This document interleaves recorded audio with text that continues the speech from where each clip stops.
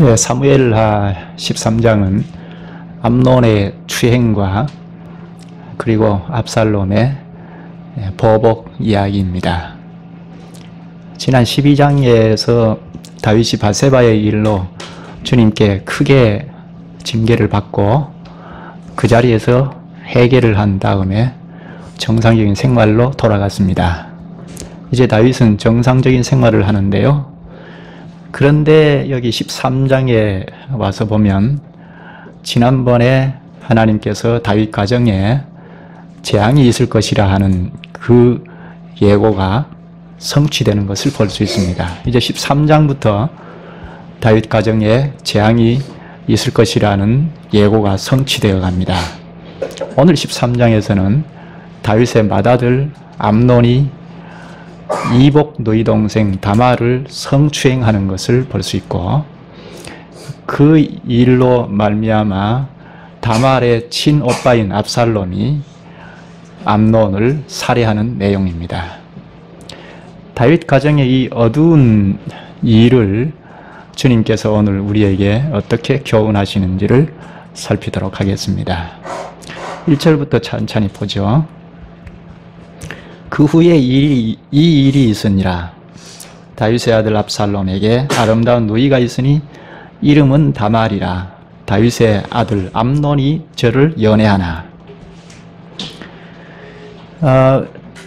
우리가 성경에 그 후라는 말을 자주 볼 수 있죠. 그 후라는 말, 구약에는 그 후라는 말을 크게 두 가지 의미로 쓰는데요. 첫째는 시간적인 전후 관계를 연결하는 접속사로 쓰이고, 둘째는 시간적인 전후 관계와 상관없이 두 글을 연결하는 접속사로 쓰이는 경우입니다. 오늘 이 본문에서는 지난번 일과 이번의 일을 연결하는 접속사로 사용된 것입니다. 그러니까 지난번에 다윗이 밧세바의 일로 큰 징계를 받고 다윗의 가정에 재앙이 있을 것이라는 그 일이 있은 후가 되겠죠. 다윗의 아들 압살롬에게 아름다운 누이가 있으니, 다윗의 아들 압살롬에게 아름다운 누이가 있다. 아름다운 누이는 다말입니다. 여기 이름을 좀 기억하면 좋겠는데요. 압살롬, 그리고 이복 형인 암논, 그리고 압살롬의 친누이 동생인 다말. 압살롬, 다말, 암논, 이렇게 기억하면 좋겠습니다. 암논이 다윗의 맏아들인데 이 맏아들 암논이 이복 누이 동생인 다말을 크게 사랑했다는 것입니다. 그런데 어떻게 할 수 없으니까 진정으로 사랑했는지 아무튼 몸져 누워버렸습니다. 이렇게 남매간에, 이복 남매간에도 결혼할 수 없다는 법이 있기 때문에 더더욱이 어떻게 할 수 없으니까 상사병이 들어서 몸져 누워버렸습니다.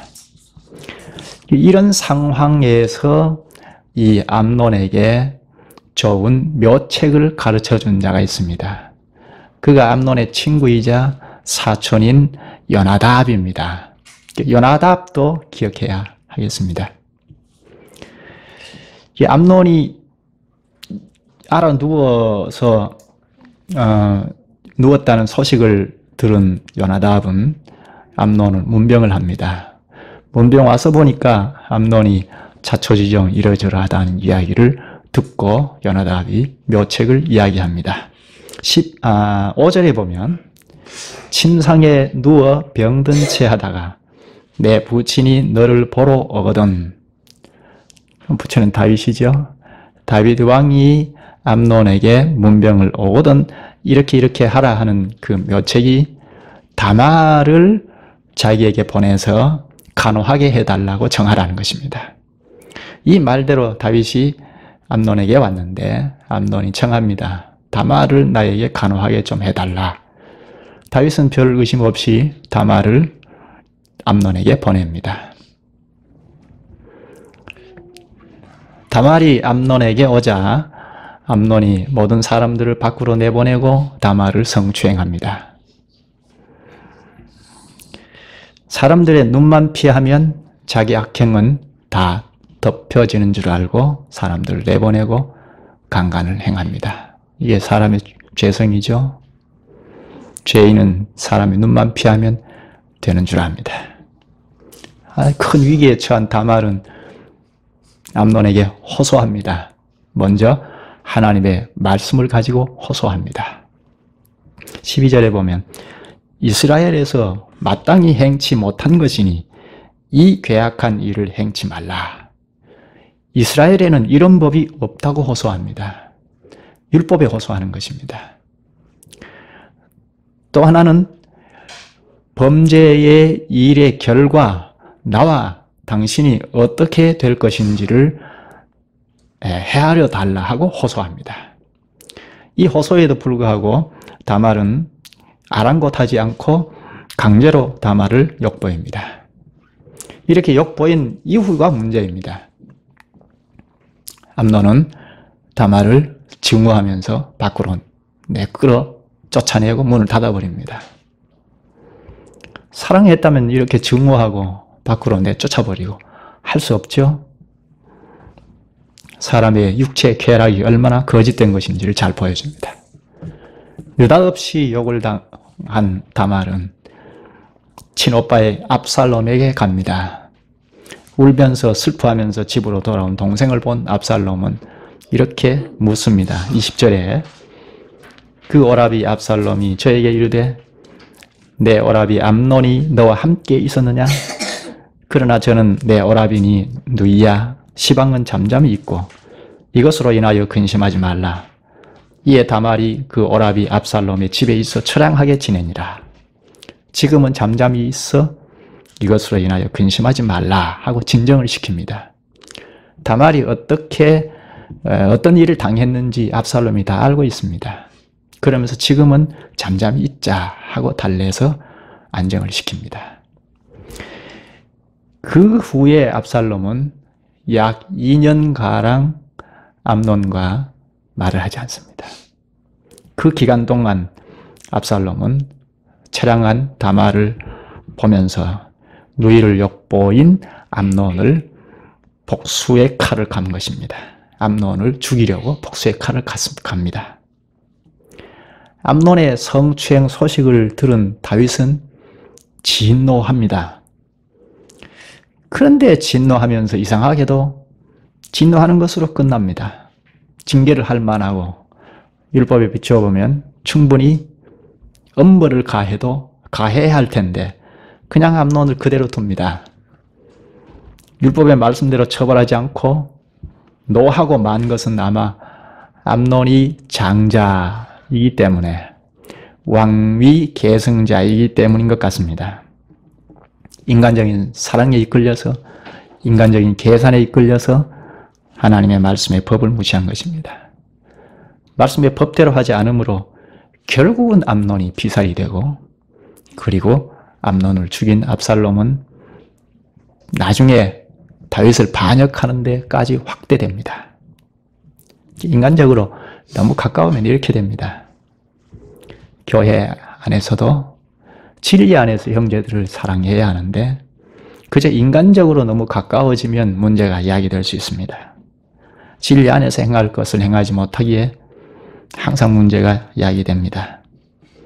말씀에 비춰볼 때 옳지 않는 것도 인간적으로 가까우면 외면하거나 덮어두고 가리하지 않습니까?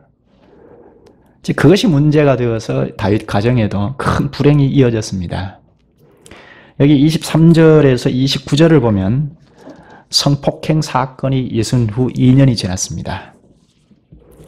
압살롬이 이제는 암논을 살해하기 위하여 양털을 깎는 날에 아버지 왕과 그 신복들을 다 청합니다. 아버지 다윗 왕은 그럴 필요까지 있느냐 하고 사양하자 계속 간청을 합니다. 그래도 안 되니까 그럼 암논 형만이라도 나와 함께 해달라고 청합니다. 그렇게 하여 함께한 암논에게 술을 잔뜩 먹이고 부하들에게 해치워라 하여 결국은 살해해버립니다. 압살롬의 이 복수는 왕의 권위를 도전하는 것이고 그리고 하나님의 법을 어긴 것입니다. 이제 압살롬이 왕자들을 모조리 다 쳐 죽였다는 소문이 다윗에게 들립니다. 암논만 죽었는데 왕자들이 다 죽었다는 소식을 들은 다윗은 그 자리에서 일어나서 옷을 찢고 쓰러집니다. 제대로 확인도 않고 그 자리에서 쓰러진 것입니다. 이렇게 슬픔에 잠긴 다윗에게 요나답이 찾아옵니다. 요나답이 암논만 죽었을 거라는 이야기를 합니다. 그 이유를 설명하는 요나답은 아주 간사한 사람입니다.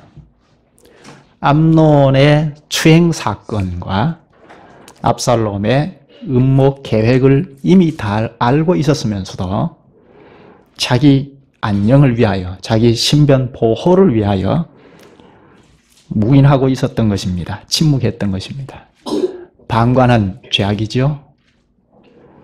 만약 이런 사실을 좀 일찍 보고했더라면 다윗이 조정할 방책을 강구했을 것입니다. 37절부터 보면 암논을 살해한 압살롬은 그 길로 도망하여 요단강 건너 북쪽으로 그술 왕 달메에게로 갑니다. 달메는 그술 왕인데 그술은 아람 국가, 소국가 중에 하나입니다. 그술 왕 달메의 딸이 다윗의 아내입니다. 다윗이 그술의 그 왕 달메의 딸 마가와 정략 결혼을 했습니다. 그래서 우호 관계를 맺고 있었는데요.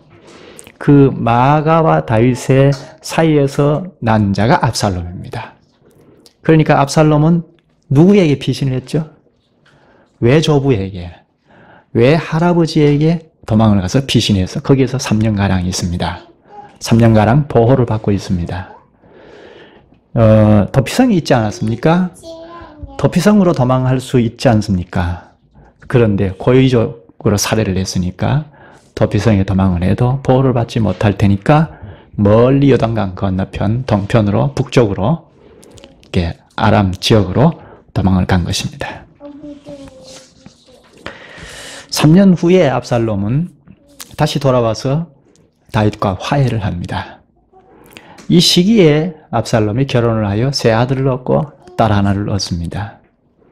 다윗과 정상적인 화해를 완전히 한 다음에 반역을 준비합니다. 헤브론에서 반역을 모의합니다. 그래서 나중에 예루살렘을 장악하고 왕으로 기름 부음을 받습니다. 장로들의 통치 자문도 받습니다. 나중에 이제 다윗이 추격으로 대전을 벌여서 패하고 마는데요. 전투 중에 다윗 장군 요압에게 살해됩니다. 이것이 압살롬의 행적입니다. 본문 37절에 보면 다윗은 날마다 그 아들을 인하여 슬퍼하니라 합니다. 하루하루가 아들에 대한 슬픔으로 가득 찼다는 것입니다. 아마 암논은 죽었으니까 압살롬 때문인 것 같습니다. 암논을 죽이고 도주한 지 3년이나 지났으니까 보고 싶은 마음도 간절했을 것입니다. 여기 39절에 보면 다윗 왕의 마음이 압살롬에게 향하여 간절하니 합니다. 자식에 대한 사랑 때문이죠. 암논이 죽은 뒤니까 자식에 대한 사랑뿐만 아니라 암논이 죽은 뒤니까 이제 그 뒤를 이어서 다윗 왕위를 계승받아야 할 유력한 자가 압살롬입니다. 그러니까 그런 것도 작용해서 날마다 슬퍼하는 것입니다. 연민이 가득 차서 보고 싶어 한 거죠. 이렇게 하여 13장을 끝을 맺습니다. 이 13장을 보면 앞에 12장에서 다윗 가정에 재앙이 있을 것이라 하는 것이 그대로 성취되는 것을 볼 수 있죠. 하나님께서 재앙이 있을 것이라 하는 말씀이 그대로 성취됩니다. 그러니까 하나님의 말씀은 그대로 다 이루어진다는 것입니다. 주님의 말씀은 허튼 말이 하나 없죠. 그대로 다 이루어집니다. 또 잘못에 대한 죄를 회개하면 그것으로 그치는 것이 아니라는 것을 여기에서 다시 가르쳐 줍니다. 잘못한 점에 대해서 회개하고 사죄함을 받고 정상적인 생활로 돌아왔으나 하나님께서 재앙이 있을 것이라 하는 그 징계가 지금 13장에서 따른다는 것을 보여주죠. 잘못에 대한 징계는 반드시 있습니다. 그러니까 우리가 큰 죄든 작은 죄든 회개하면 되지 하고 아주 죄를 가볍게 생각하는 이것은 얼마나 잘못된 것인가 하는 걸 알 수 있죠. 잘못하면 회개하면 사죄함을 받지만 잘못한 데 대한 응당한 징계가 있다는 것을 우리가 생각해야 하죠. 그리고 또 하나는 아버지 다윗이 저지른 잘못이 아들 암논에게 그대로 사례가 되었죠. 지금 암논이 행한 그 추행 사건, 이것이 다윗이 행한 밧세바를 범한 것과 흡사하죠. 사례가 되었습니다. 이 점도 우리가 생각할 점이죠. 우리가 어떤 잘못을 하게 되면 우리 후손들에게 그대로 사례가 됩니다. 특히 이 바로 하는 생활보다 허술하게 하는 생활을 하는 것을 보고 잘 따라합니다. 죄성이 발휘되기 때문에 허술하게 하거나 죄된 행동을 하면 바로 사례가 됩니다. 오늘 암논의 성추행 사건이나 또 압살롬의 보복 살해 행동은 다 아버지의 행동과 전혀 다를 바가 없죠. 흡사합니다. 오늘 우리가 행한 잘못을 다음 세대에 그대로 모방할 수 있음을 생각해야 하죠. 뭐 꼭 무슨 큰 죄가 아니라도 우리가 신앙생활 하는 것 그대로 우리 자손들이 모방합니다. 그대로 따라합니다. 또 하나는 다윗이 암논을 징계하지 못한 것, 성추행한 일을 알면서도 징계하지 못한 것이 큰 화근이 되었죠. 흉측한 죄를 저질렀을 때에 이미 비슷한 죄를 저지른 다윗 자기의 약점 때문에 암논을 징계할 수 없었던 것 같습니다. 아들에게 떳떳하지 못했기 때문이죠. 그런데 비록 약점이 있다 할지라도 하나님의 율법을 범했을 때는 엄벌에 처하는 것이 마땅한 일인데 자기의 약점이 이렇게 힘을 잃게 만들어버립니다. 말씀의 능력이 발휘되려면 자기의 약점이 없어야 하죠. 자기 약점이 힘을 잃게 만들어버리죠. 이렇게 오늘 교훈은 첫째, 하나님의 말씀은 다 그대로 이루어진다는 사실입니다.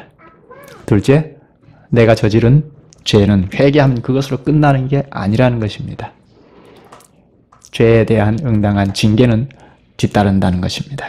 그러니까 죄는 가까이 하면 안 되겠다는 생각을 갖는 것이 옳죠. 또 셋째, 우리의 그릇된 행동이 자녀들에게 그대로 사례가 된다는 것입니다. 나의 조그마한 잘못도 후세대는 그대로 사례가 되어 따르게 됩니다. 특히 교회를 이룰 때 우리가 신앙생활하는 그 모습을 자녀들이 그대로 합니다. 어쩜 저렇게 똑같을까 할 정도로 그대로 합니다. 그러니까 책임 있는 말, 책임 있는 행동이 필요하죠. 우리의 말, 행동이 다 그대로 자녀들에게 이어갑니다. 쉽게 모방한다는 점을 생각해야 하죠. 또 하나는 우리가 설사 약점이 있다 할지라도 잘못에 대한 것을 보면 거기에 대한 응당한 책망과 징계가 있어야 한다는 것을 교훈하죠. 징계가 없이 넘어가면 그게 별것 아닌 것 같은데 나중에 큰 화근이 된다는 것을 교훈합니다. 작은 문제도 그냥 넘어가서는 안 되겠다는 생각을 갖는 것이 옳죠. 특히 자기 자신에 대해서 좀 냉철해야 할 필요가 있죠. 사람들이 이 반대죠. 자기 자신에 대해서는 굉장히 너그럽습니다. 자기 눈 안에는 대들보가 있는데도 불구하고 남의 눈에 티를 보고 손가락질합니다. 이러쿵저러쿵합니다. 이걸 우리 조심해야죠. 우리 자신에 대해서 냉철하게 바라보고 나의 약점이 무엇인지, 내가 지금 잘못하는 것이 무엇인지 말씀에 비춰서 가는 것이 옳죠. 악은 모양이라도 버리라 하는 사도의 말을 명심하는 것이 필요합니다. 오늘 여기까지 하시죠. 기도하십시다. 자비하신 주님, 주님께서 다윗의 범죄 이후에 그 가정사가 이스라엘 교회 안에서 일어난 흉측한 범죄의 일인 것을 저희에게 들려주셔서 첫째, 하나님의 말씀은 그대로 다 이루어지는 것을 교훈하시옵나이다. 경외의 심정으로 주님을 공경하고 주님의 말씀을 따르는 저희들이 되게 하여 주시옵소서. 또한 다윗이 회개하고 정상적인 생활로 돌아왔을지라도 그 가정의 비극이 재판되는 것을 보면서 죄악에 대한 징계는 피할 수